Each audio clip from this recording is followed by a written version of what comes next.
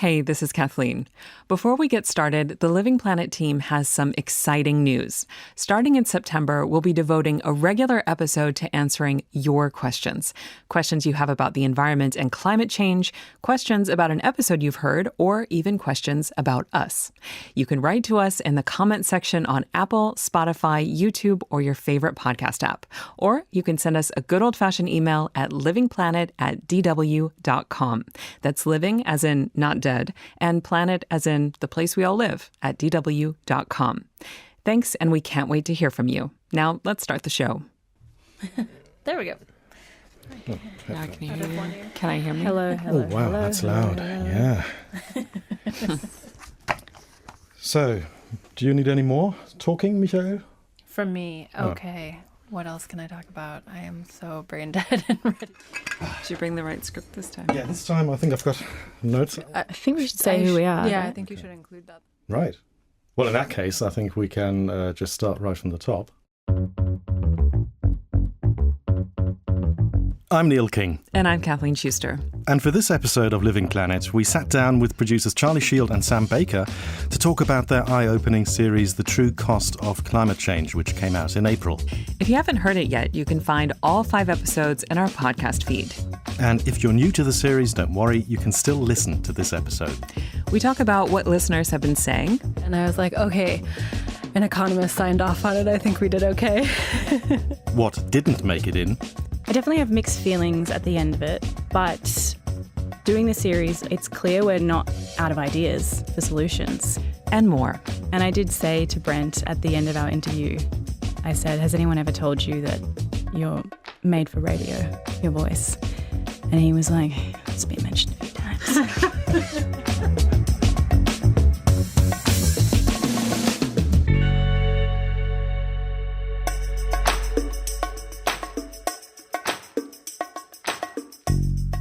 Cost of Climate Change, brand new series, done and dusted.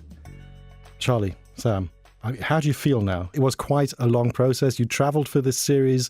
You reported from Australia, from the US, from Europe, Germany, and you packed a hell of a lot in. And today we'll also be talking about some of the stuff that didn't make it in, not because it wasn't good enough, but because you just found so much good stuff, right? But how does it feel now in general, now that the series is done? Sam's looking at me. I feel good. I'm glad it's over. I think it was super interesting to work on. It was really engrossing and it required a lot of research. But I loved working on it, and I'm glad it's out in the world. Yeah. I feel like we just scratched the surface, to be honest. I feel like I could make a whole podcast about this. Maybe not that much, but yeah, I think there's so much more to explore in the intersection of economics and, you know, just our like daily money quandaries and climate change. It had before been kind of a area I hadn't looked into very much, but the problem's only going to grow and become more clear in our economies. So I'm sure there'll be more reporting on that. Yeah, I mean, also the figures that you packed in there. I think in every episode, I learned something new. And some of the figures, it was really eye-opening. It was like, oh, wow, I did not know that. That is a huge figure. And you put it into context as well and just highlighted just how precious the environment really is and what it contributes to our economies as well. Because I think a lot of people still try to separate those two, but you can't really. Or at least that's my main takeaway from this series, that you really shouldn't separate the two. But yeah, Kathleen, what about you? What stuck with you the most from this series? Well, it wasn't actually any of the numbers, though those were always really eye-opening. And there was so much good information. But the thing that I find myself thinking about the most, strangely enough, is, Sam, your interview with Catherine McKenna. Because there was something I just really appreciated about the fact that she was just openly saying we kept getting the name wrong for the carbon tax. And just, by the way, don't call it a carbon tax. And there was something very like a little bit like Veep about that. Like that's, you know, just kind of like we're not getting this right. And it just felt very human. And it's not usually how we hear about environmental politics of, yeah, we're also trying to figure out how to do this the best way. And we keep messing up, but we keep trying. Yeah, there was just something really humorous about that, but also a serious message in there too of it's a tough job, and there are a lot of people who care very much, but they're not immune to accidentally not picking the right word, like in terms of PR. But yeah, I'm sure I could go on. There are just so many things. There's But what about tons of you, stuff. Neil? I get to ask you now. Tons of stuff. I mean, one thing I really do remember thinking, wow, and sitting back was the final episode with the kelp forests. There were quite a few stats in there. I mean, I didn't know much about kelp forests to begin with. I first thought, kelp forests, what do they even look like? I didn't know. And then the fact that they can grow 30 centimeters a day, I was like, wow, I want that in my garden. Diving through the kelp forest is a unique experience, but effectively flying through a tall tree forest, three-dimensional, not just looking up, but looking down these massive great plants, and then looking up, because it has a canopy as well, so it spreads out on the surface. So when it's really thick, you're down in 20 metres of water, and you're looking up these massive great trunks, effectively, and the sunlight dappling through the canopy on the surface. It is a very unique experience, there's no question about that.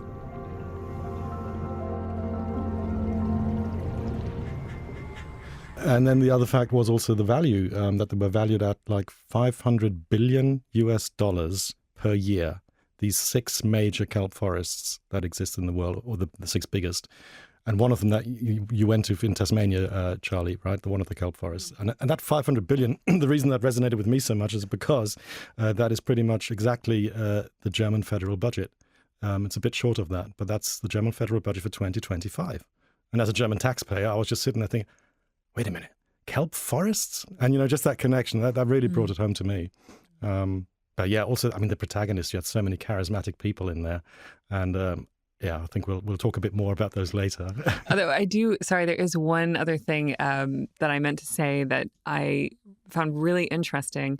And that was in the very first episode when you were talking about hurricanes. As somebody who has been through a number of tropical storms and tropical depressions and hurricanes, I was absolutely shocked at the description of the storm surge coming so far in that they saw fish like going down their street. And I thought that was something I had never thought about. Number one, I thought maybe the fish were still way far out at sea. Maybe somehow they were spared from the surge, which doesn't make any sense. But also because the kind of community where they were living, that's really uncommon for the storm surge to reach that far. And that I found eye-opening, having, been through those experiences where if you're in a safe area, it's a really serious storm. It's a bad storm, but it's not like that sort of description that actually, it reminded me of something I had read in a novel once about like a hurricane in the early 20th century and how it swept through an entire town. And I thought that is really alarming, really, really alarming. Yeah. Yeah, I got a new appreciation for hurricanes for sure working on that episode. I mean, I've lived through tornadoes in the Midwest, but it's like a thunderstorm and a tornado and a flood. Like basically it's, multiple disasters all kind of wrapped up into one terrible storm. We looked out our front window to the lake across the street from our house, and the lake and the road were one. And the road was a raging river. It was like the ocean. There were whitecaps going down the street. There were fish in the road. It was pretty scary, but it never came up to our house. It came within 10 feet of our front door. And that's when we realized maybe this isn't our forever home. I was also wondering, because you've also been doing environment stories for such a long time, and you've also worked on other podcasts as well, what sort of feedback have you been getting from the people who usually listen to your work on this series? Has it been different? Yeah, I mean, it's always a little bit of a risk with a series. You hope people will stay and they'll keep listening to each episode. But we had some really nice feedback about the stories, taking people in to these issues and then just talking about some more fundamental stuff that I think often you kind of forget about when you're reading environmental news day to day.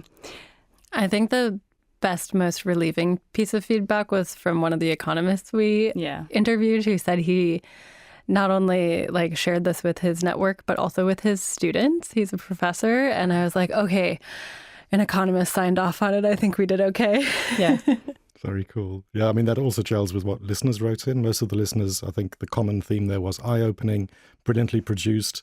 That was sort of a recurring theme. And there's one listener email I'd like to just read out.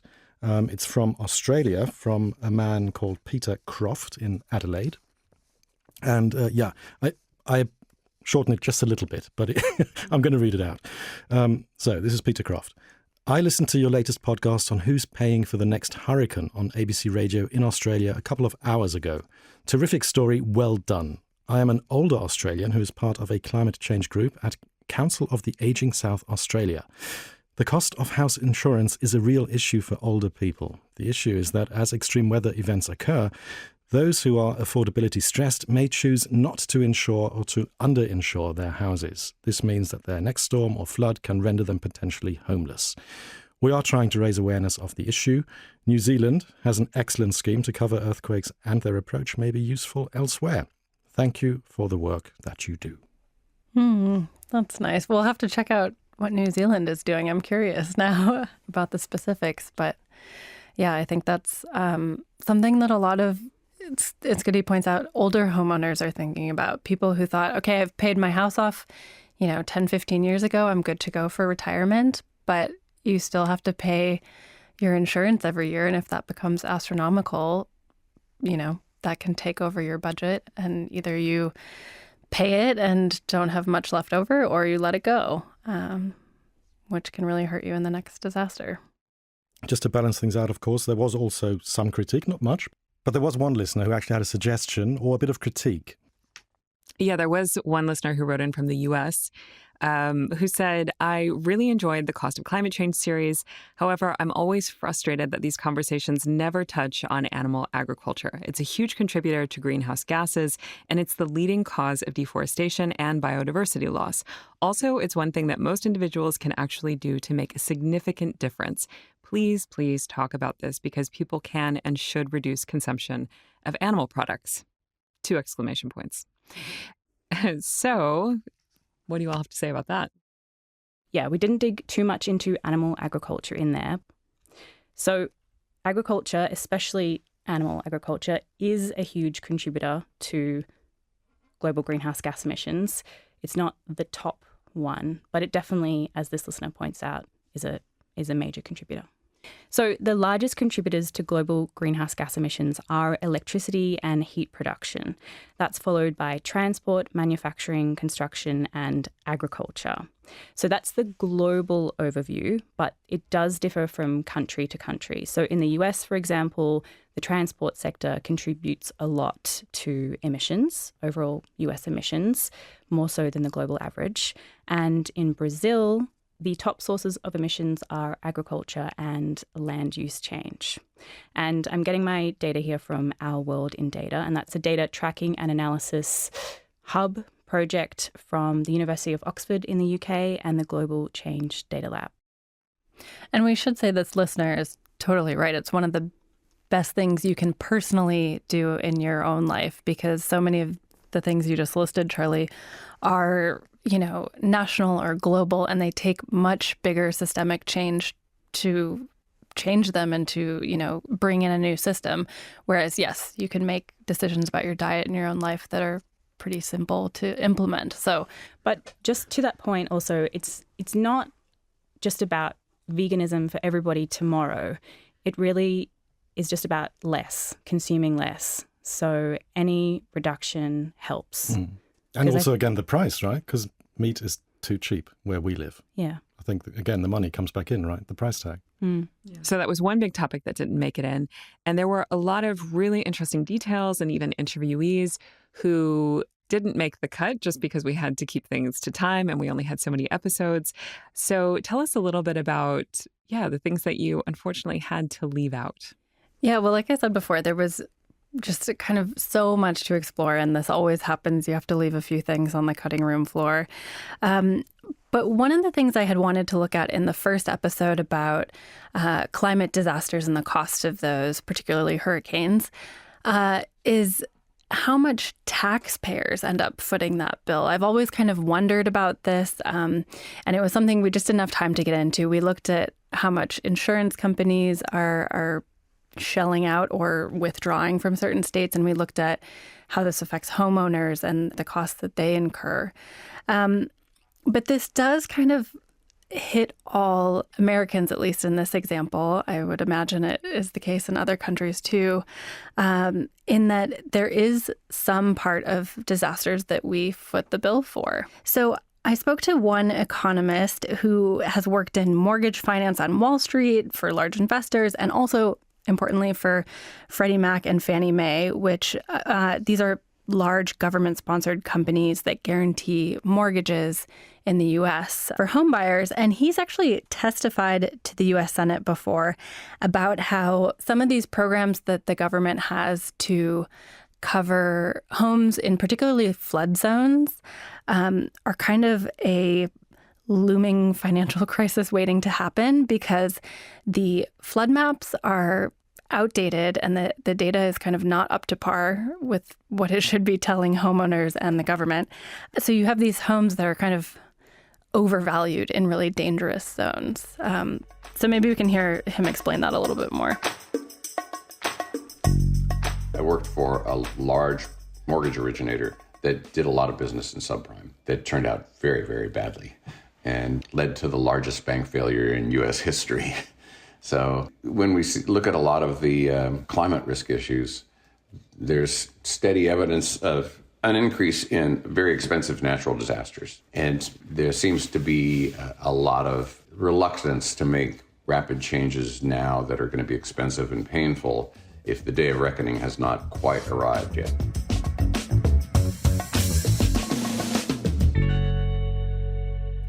So he was specifically speaking to me about one program, the National Flood Insurance Program, again, that is these homes in flood zones.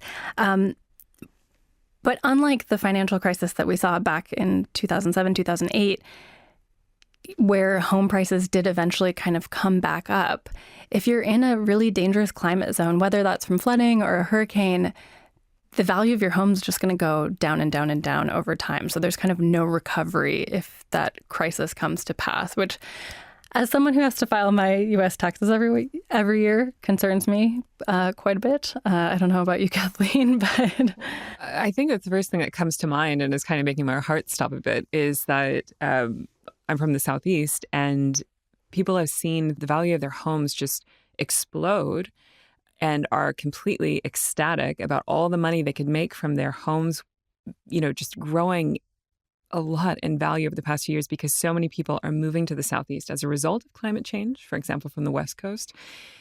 As a result, also like post-pandemic, though I think that trend is starting to reverse, like leaving the bigger cities and just wanting more space. And also because the Southeast tends to be a part of the country where there are very low taxes. So it's a very attractive place to live. And so I know a lot of people who are like, oh, great, my house used to be worth this much. Now it's like doubled in value within like 3 years. And when I hear that, you know, it makes me worry that people are getting their hopes up and something bad can happen. And then all of a sudden their plans that are now centered around how much money they might get out of their houses could, evaporate. So, in that part of the country last year, we saw a bit of that. North Carolina, Tennessee, Hurricane Helene came in to areas that thought they weren't in flood zones. But again, because... Asheville, North Carolina, which is up in the mountains, got completely flooded. Yeah. I think that's something people need to look into a bit more. And also, all of us who pay taxes, you know, thinking about the fact that we are paying for people to rebuild again and again in these places that are getting more dangerous. And at what point do we look to our elected officials and say, okay, enough is enough? We have to think about kind of managed retreat from some of these areas. Yeah, it's a huge question. I can only imagine what that would mean if you're really trying to understand the global view, because from country to country, the tax system is going to be different. The social safety net is completely different. And emergency services are completely different. And we're also watching that slowly be dismantled in the U.S. So what else didn't make it in? Well, I was wondering about the relocation thing more. There are precedents for that, aren't there, where people have been relocated, I think in the Mississippi or on the Mississippi, where they were paid to actually up and leave and they were offered new housing. I do wonder whether such programs, you know, how how much incentive there is there for people to actually give up their homes if they've lived in a place for generations? Yeah, actually, Sean actually told me about a couple of these examples. I think it was in Louisiana, in that part of the country that gets hurricanes. And they have offered people money to move. But he said, a lot of people don't take it, even though in the long term, it's kind of the smarter financial choice. Because what do you do then, right? I mean, you can't evict them. There's no legislation for that, is there? Not yet. We'll be right back. On this season of Threshold, we'll meet people who are devoting their lives to listening to what other beings are saying. These animals have incredible social lives. We need a better understanding of how important sound is in their society. It was a sound that I was completely unfamiliar with, and I could be confident that no human had ever heard that sound before. Find Threshold wherever you listen to podcasts. Yeah, so you had mentioned before, Kathleen, Catherine McKenna, who's former Environment Minister of Canada, and one of the most interesting interviews I think I've ever done. Just incredibly candid, and I also appreciated her kind of, I guess it's Midwestern Canada. I don't know what they call that part of the country, but it reminded me of the part of the U.S. I'm from too, just kind of straight talking. So she talked about just how difficult it is to decarbonize Canada, and we looked at some other examples in that episode too.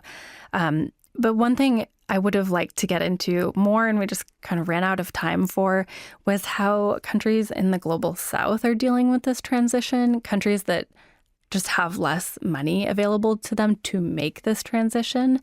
I think they also have a unique, very different opportunity, whereas places like Canada are trying to kind of, pull their energy system over to a new energy system.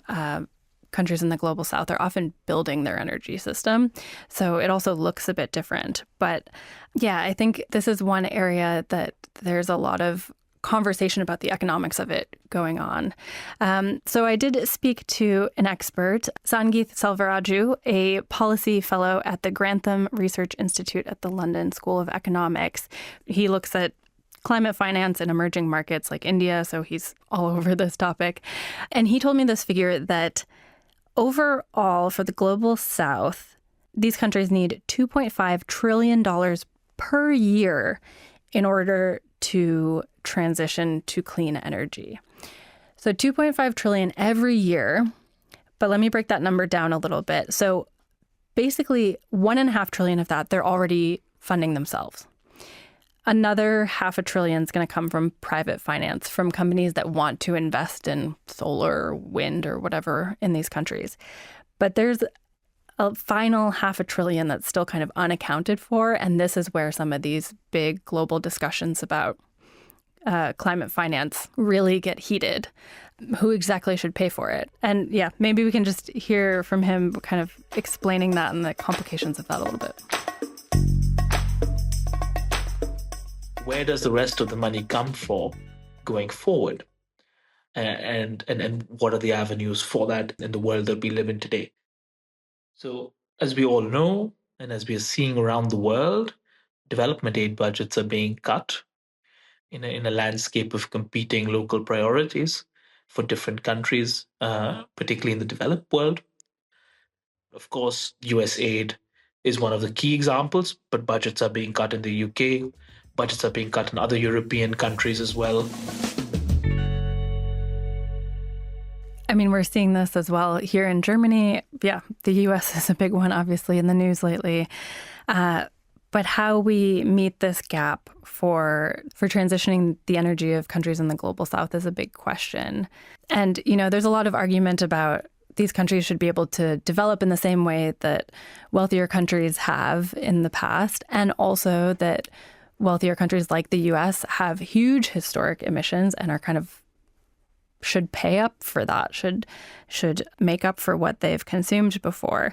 But as we heard, throughout the series, politics usually gets in the way of this, and that seems just kind of unlikely. So I also wanted to know from Sangeeth, what's the economic argument behind this? And I thought he had a pretty good answer to that.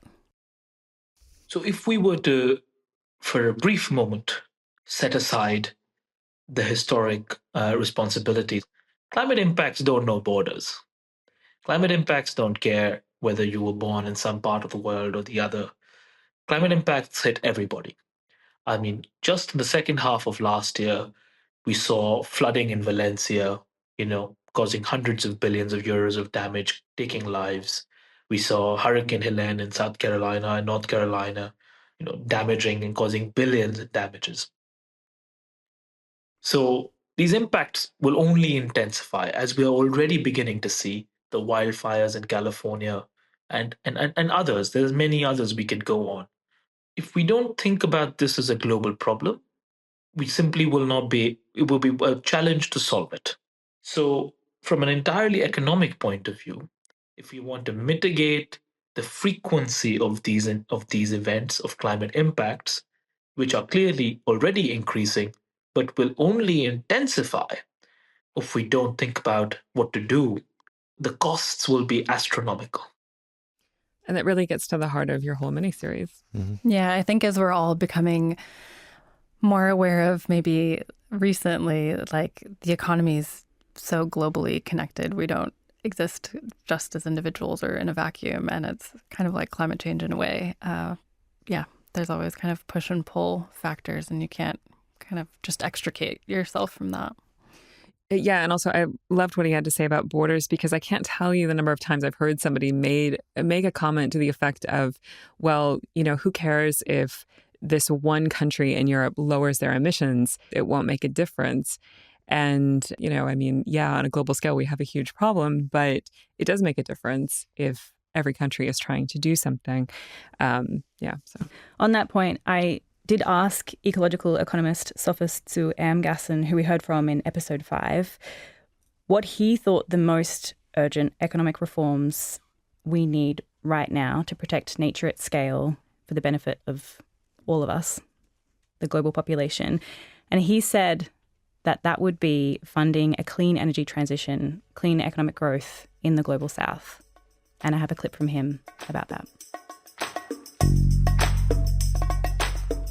The majority of the world's remaining biodiversity tends to be in the global south and in tropical areas. And that's partly because a big chunk of the global north extracted all of its resources from its nature, from its biodiversity, as a way of fueling its economic expansion and industrialization. A big chunk of the widely perceived economic success of the global north has come from the destruction of its natural resources. So I would strongly advocate for economic policy reforms that lead to the global north paying their fair share to emerging global south economies to skip the dirty economic model that we used and try and find a better way. I mean, I genuinely believe the global north owes a massive climate and nature debt to the global south. And I would really emphasize economic policy reforms that put this kind of climate and nature justice at the heart of them. When we talk about things getting left out, I think, wow, that's such a strong statement, but everything in the episodes were strong statements. So, but one of the things that also came through in the series, that the polluters should be paying. They should be paying more. They're not doing it. And that's where I also wonder, with the economic system, it's all geared towards growth. Profits are rewarded, financial profits. It's all about generating that. And where I do wonder whether if we could change that mindset and rather have a scenario where companies are rewarded who actually are clean, and that you change the taxation system in that regard and reward that rather than somebody who has huge returns for their investors. But yeah, obviously we're not there yet. I think some countries are trying to do that, essentially. That's, the flip side of carbon tax. Yeah, but beyond carbon tax, obviously. Carbon is definitely very important. But there's subsidies. Other forms of pollution, in terms of, plastics or whatever. And I think it is happening anyway. Like with episode 2, I was thinking about that. Like, it makes the clean energy companies are making money. Like, that's why they're doing what they're doing ultimately. And you're seeing fossil fuel companies kind of start to freak out about that a little bit. It's probably not going as fast as it needs to, but I think those economic pressures are starting to show up in certain parts of the transition. Yeah, the risks are probably growing for that kind of business model.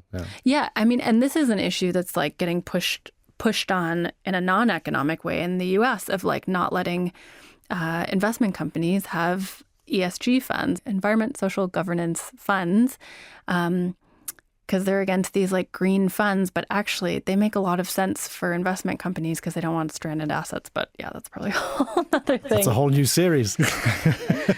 I think Sophus alluded to some different motivations for a different kind of economic model in episode 5. But I think that's another episode as well. Okay, there's one thing that kind of came up in a team meeting yesterday. I thought it was interesting because we were talking about the protagonists in your series, and particularly the protagonists that you found, Charli, right? Very charismatic men called Brent and Mick. From Australia. From Australia. And I don't know, the reaction from the female colleagues was kind of interesting, I thought. The female contingent, they got a bit swoony, and wow, really? What happened?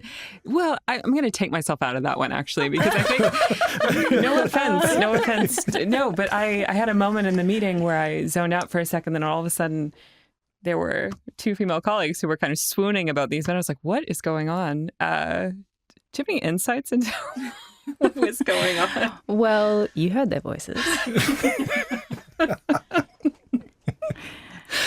Some rugged Australian, rugged Aussie blokes, as I described them. Yeah, I don't know what to say about that. How was it meeting these guys?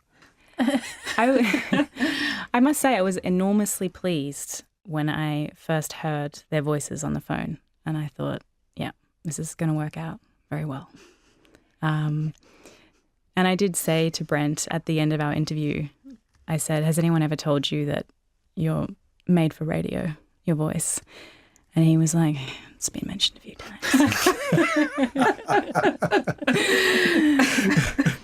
Well, he had this very deep voice, which was really, really, I mean, it was quite amazing listening to it. I do remember listening to it. It was really, really nice. Everybody has to go back into the podcast feed, wherever you get your podcast, and check this out. Mick and Brent, my 2 favourite voices on the whole series. Even Neil is Not just swooning. the women were swooning, apparently. It's Pedro Pascal level swooning.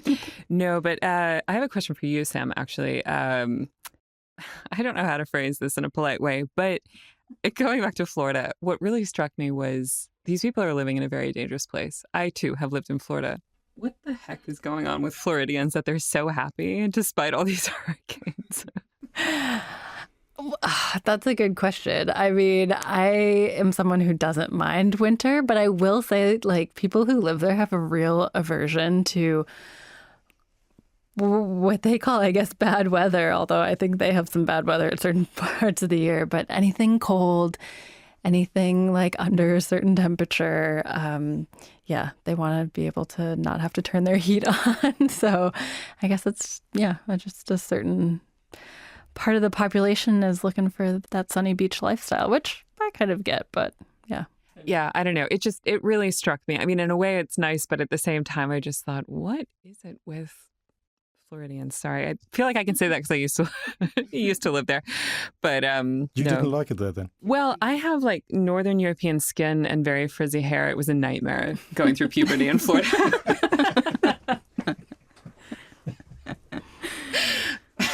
Okay, so you had to move over the other side of the world. There's a longer story to that. But no, at that age, it was not my decision when and where to move. This is a good time to ask for follow-up questions for another bonus episode. Kathleen's puberty journey.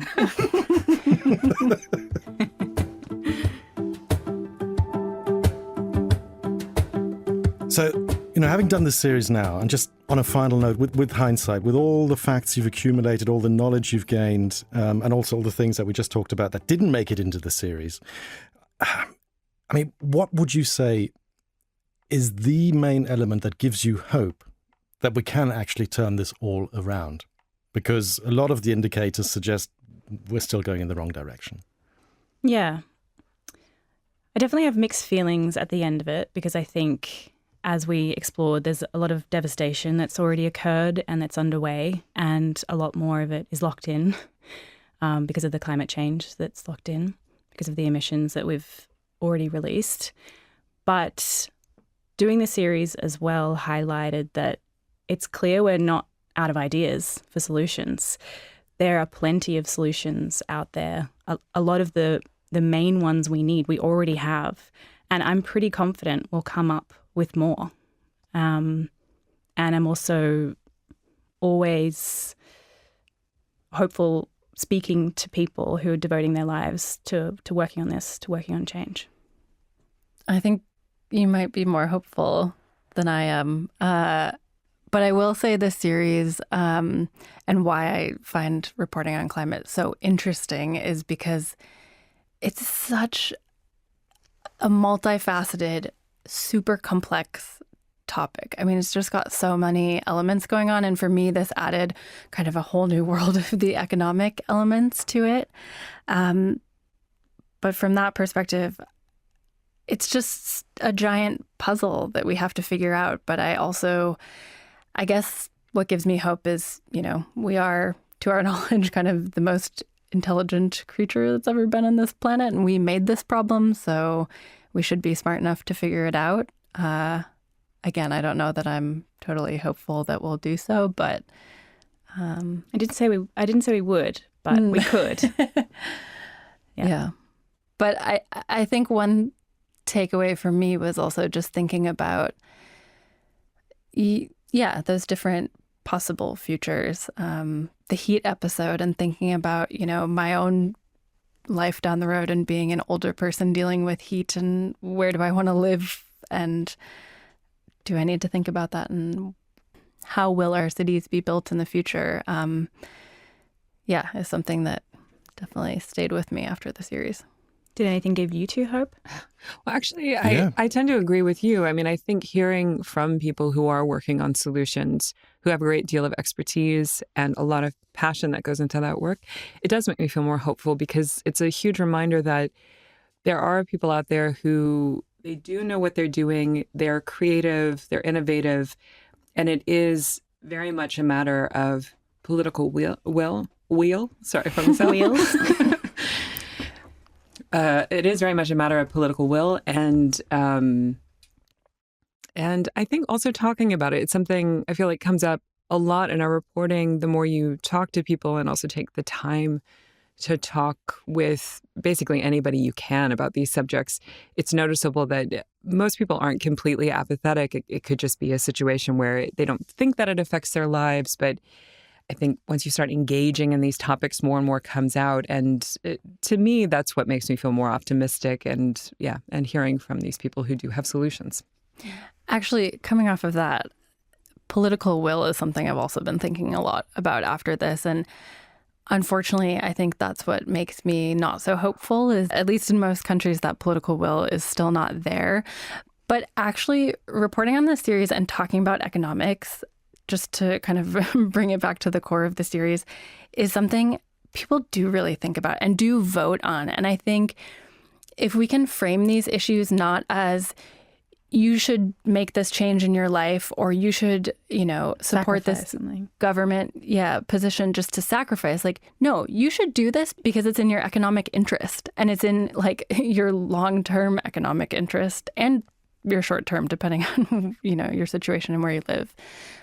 So I think that needs to be integrated actually into more climate reporting. Yeah, but I think it's already getting that way for some voters because, when you experience these disasters repeatedly, you can't explain away every single thing. And in terms of political will, I would disagree in terms of the voter base, because you could talk about national level politics in many countries, and there's seeming to be a lack of political will. But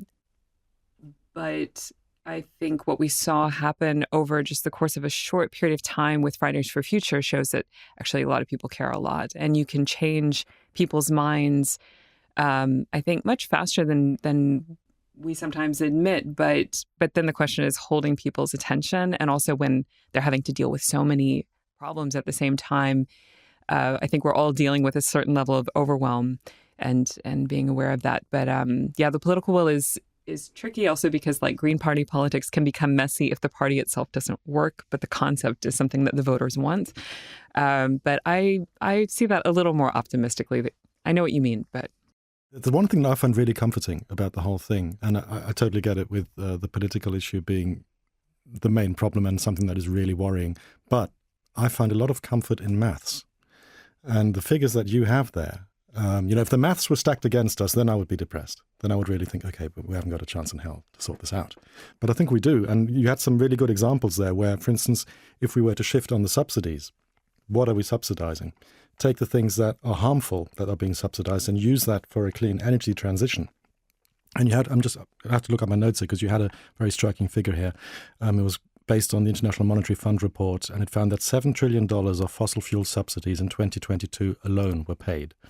And that is more than enough to cover the roughly 2 to 4 trillion per year that we would need to transition our energy system.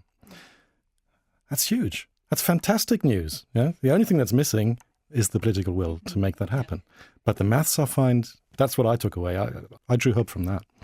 Yeah, and people just realizing that, the political will is only going to come if people are aware of that in the first place.